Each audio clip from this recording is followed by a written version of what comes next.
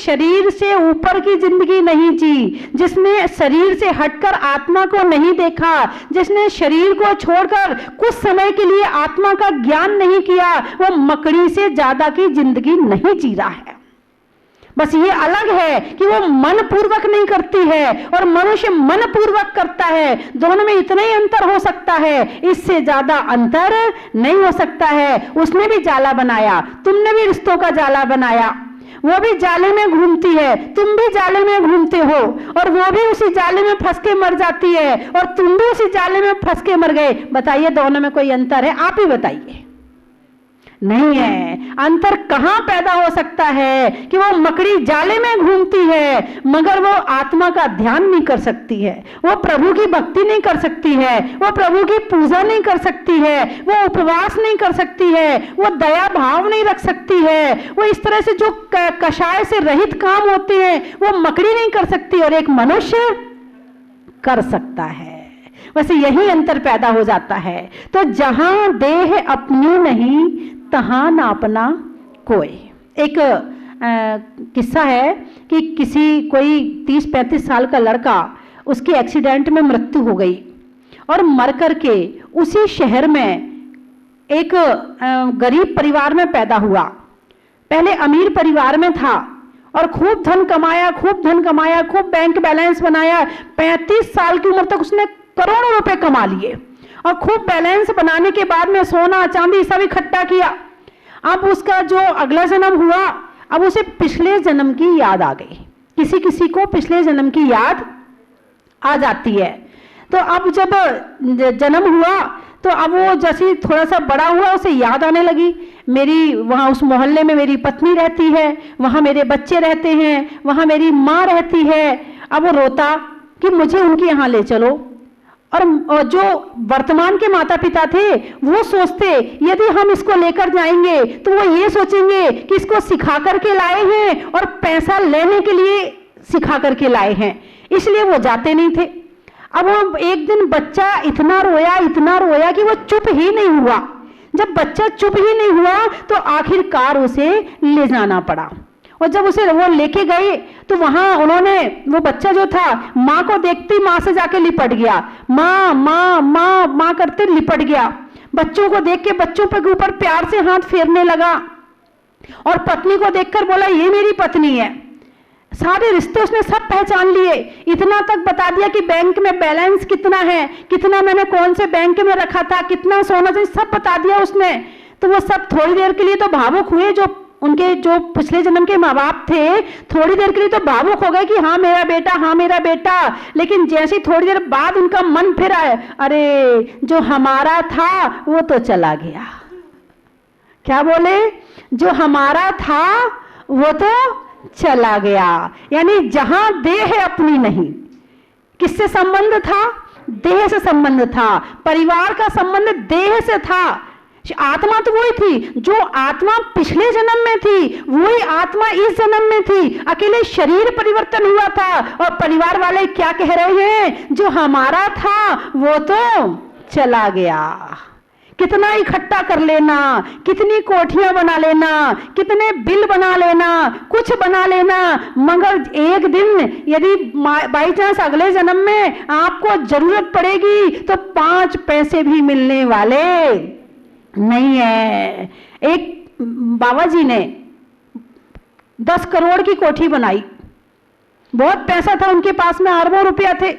10 करोड़ की कोठी बनाई, बड़ी विशाल आलीशान कोठी बनाई और वहां पर आराम से रहते थे। एक दिन उनकी और मृत्यु हो गई। उन्हें अपनी कोठी से बड़ा प्रेम था, बड़ा प्रेम था। कोई आके एक बार तारीफ कर दे कोठी की, वो तो फूल के कुप्पा हो जाते थे। मेरी कोठी, मेरी कोठी, बड़े मोह करते थे अपनी कोठी से। अब ये समय तो किसी के साथ रुकता नहीं है और एक दिन सबको जाना भी पड़ता है। तो अब एक दिन उनको नमो सिद्धारम हो गए। जब नमो सिद्धारम हो गए तो फिर वो मर करके वो व्यंतर बने, क्योंकि कोठी से बहुत मोह था और कोठी में घूमने लगे। जो कोठी से मोह करोगे तो व्यंतर बन के कोठी में घूमोगे या छिपकली बन के दीवार में चिपके रहोगे। नोटों से ज्यादा मोह करोगे तो नोट की कीड़ा बन जाओगे। बच्चों से ज्यादा प्रेम करोगे तो मच्छर बन के उन्हें प्रेम करने आओगे, और वो क्या करेगा बेटा, चटाक गए पिताजी गए पिताजी, चटाक गए पिताजी हाँ, ये बात समझ लेना, यदि अपने अपना जन्म नहीं सुधारा तो यही होने वाला है। पहले के समय में लोग धन जमीन में गाड़ते थे तो मर करके सांप बनते थे। अब जमीन वाली परंपरा खत्म हो गई, अब जमीन में कुछ और। पहले के लोग जमीन में गाड़ते थे, अब खुदाई करते हैं तो धन निकलता है। और अब के लोग पहले माल गाड़ते थे और अब मैं नहीं बोल रही हूं हाँ, अभी माल निकल रहा है और तुम्हारी आने वाली पीढ़ी खोदेगी तो नहीं, मैं नहीं बोलूंगी। तो इस तरह से वो उनको बड़ा प्रेम था। अब वो कोठी में घूमने लगे, कभी बच्चों को दिखते, कभी नाती पोतों को दिखते, कभी बहुओं को दिखते, वो डर जाते। अब वो एक झाड़ने फूकने वाले के पास गए, बोले वो ना रात को ना हमारे पिताजी दिखते हैं, जरा उनको बाहर निकाल दो। तो झाड़ने फूकने वाला वो जो पिताजी थे उनके मित्र थे, तो बोले भाई क्या बात है, उन्होंने 10 करोड़ रुपए की कोठी बनाई, तुम्हें करोड़ों रुपया तुम्हें दिया और उनने इतने प्यार से कोठी बनाई, घूमने दो ना। नहीं, बिल्कुल नहीं घूमने देंगे। अरे भाई क्या बात है, घूमने दो, तुम्हारे पिताजी ही तो है। नहीं, तो एक काम करो, अच्छा वो ऊपर वाली मंजिल है ना, उसमें एक कमरे पर उनका नाम लिख दो कि पिताजी आप यहीं घूमा करो। अब पिताजी बोले ना वो कमरा भी उनको नहीं देंगे। तो उन्होंने कहा अच्छा ऐसा करो, वो ऊपर वाली बाथरूम है ना, उस पे पिताजी का नाम लिख दो और कहना पिताजी इसमें ही रहा करो ना, एक बाथरूम भी नहीं देंगे। बात समझ में आई कि नहीं आई? तुमने अपनी सारी जिंदगी परिवार में लगा दी, ना पूजा करी, ना पाठ किया, ना भक्ति करी, ना ध्यान किया, ना माला फेरी, ना स्वाध्याय किया, केवल दिमाग से, तन से, मन से, धन से पूर्ण रूप से समर्पित होकर लगे रहे। और अंत में क्या मिला? पिताजी को यहां से बाहर निकालो। जहां देह अपनी नहीं तहां ना अपना कोई। अभी जरा घर में मम्मी जो है 1-2 महीने के लिए पीहर रह के आ जाए और बच्चे घर में अकेले रह जाएं तो पहले तो परेशान होंगे और बाद में कहेंगे मम्मी मत आना, हम अच्छे से रह रहे हैं, हमारा सब काम चल रहा है, हाँ पापा रोटी बना लेते हैं, हम भी साथ में बना लेते हैं, अब मत आना, कोई जरूरत नहीं है तुम्हारी। अभी 2 महीने तुम छोड़ के देखो घर वाले कहने लगेंगे तुम्हारी कोई जरूरत नहीं है। जहां देह नहीं है वहां कोई नहीं है किसी का। और मरने के बाद तो मामला ही खत्म हो जाता, सारा मामला खत्म हो जाता। तो इसीलिए हमारे आचार्यों ने ये 12 भावना लिखी है।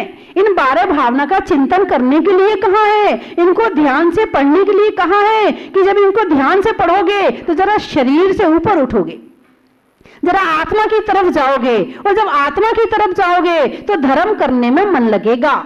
बिना आत्मा को जाने धर्म करने में मन लगने वाला नहीं है। इसीलिए कहा जहां देह अपनी नहीं तहां न अपना कोई। मोह रूप मृग तृष्णा जग में मिथ्या जल चमके। क्या कहा है?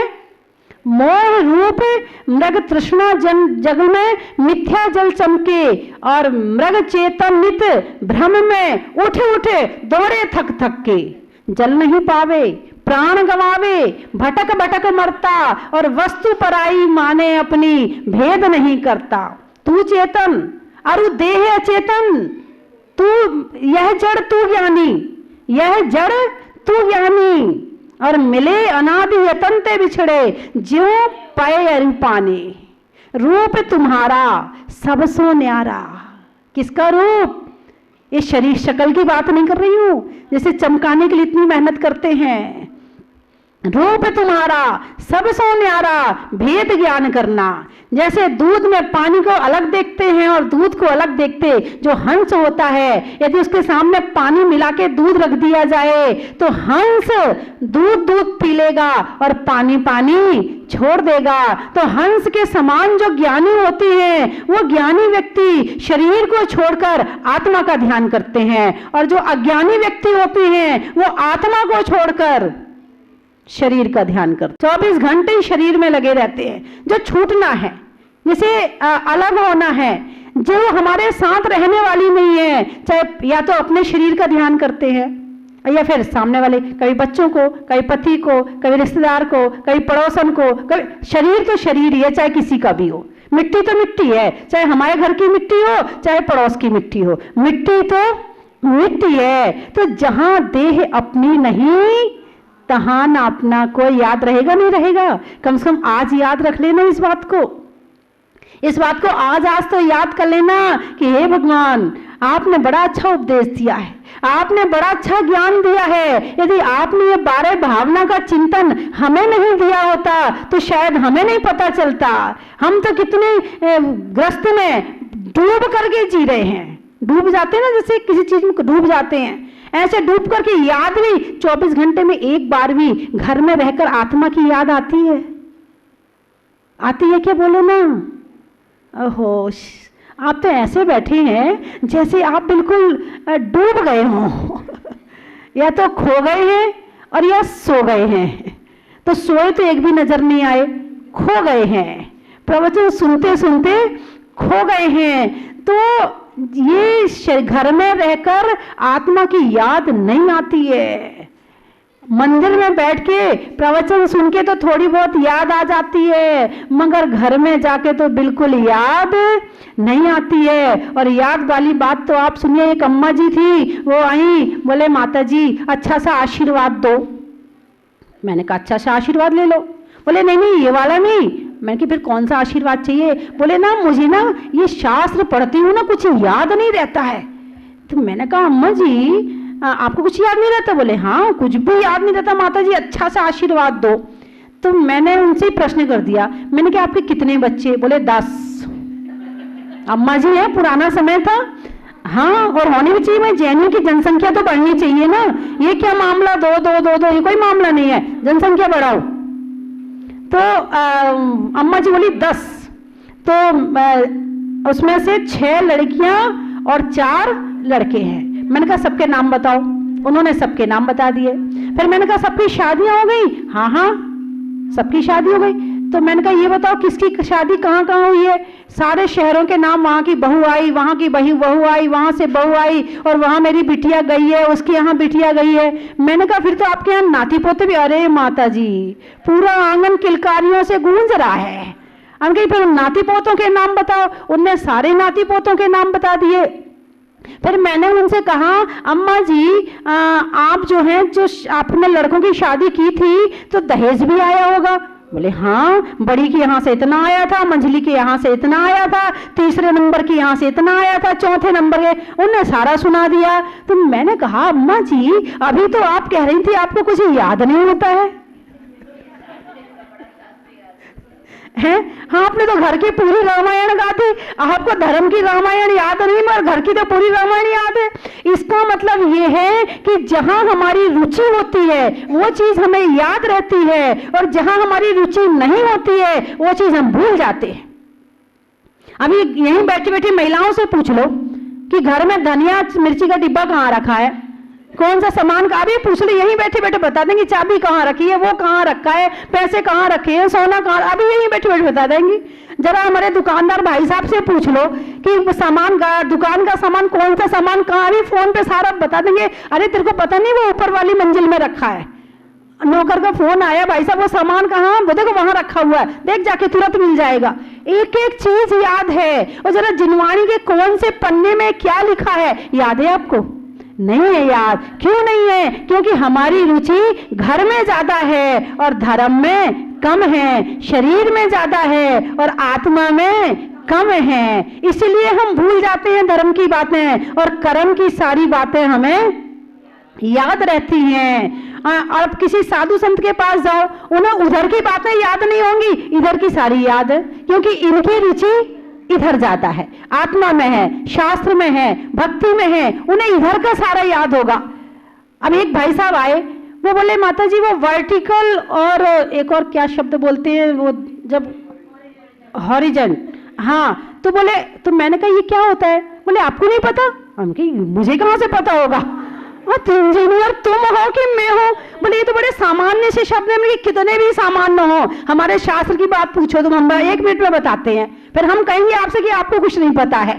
हैं? एक बार की बात है कि एक व्यक्ति था, तो वो गांव से शहर में वकालत करने जाता। जब लौट के आता तो वहां बच्चे खेलते होते, उनसे पूछता क्यों बच्चों, तुम्हें पता है ताजमहल कहाँ है?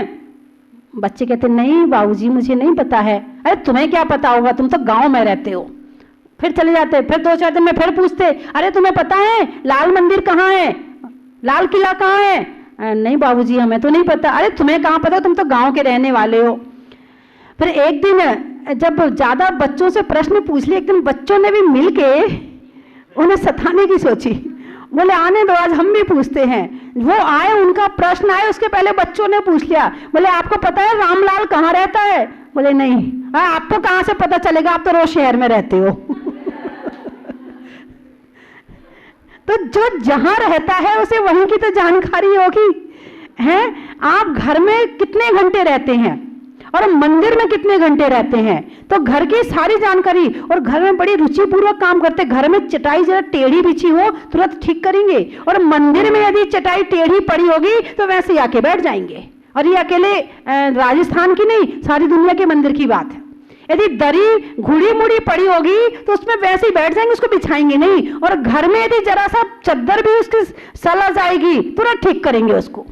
जिसको अपना मानते हैं, प्राणों से ज्यादा चाहते हैं, उसमें तो खूब झाड़ू भी लगाएंगे, ये भी करेंगे वो भी करेंगे। और यहाँ यदि गंदा पड़ा होगा मंदिर में तो तुरंत आवाज लगाएंगे, ओ भाई जरा यहाँ सफाई कर दे। अरे तुम भी तो कर सकते हो, क्या तुम इसे अपना नहीं मानते हो? अपना नहीं मानते ना, वो ही ऐसा कह सकता है। और बाकी तो अपने हाथ से अलमारी जमा के जाएंगे। जिनवाणी की अलमारी, बहुत सारी महिलाएं ऐसी हैं जिनका नियम होता है कि सप्ताह में 1 दिन अलमारी जमाएंगे। और अलमारी जमाने की जरूरत क्यों पड़ी? क्योंकि ये शास्त्र पढ़ा, यूं लाए और यूं रख दिया, जैसी मिली वैसे ही रख दी, जैसी जिनवानी मिली वैसे ही रख दी। क्योंकि अभी घर की अलमारी में तुम्हारी लड़की जरा जो किताब है टेढ़े मेढ़े रख तो दे, फिर देखो कैसे डांटते हो अपनी लड़की को।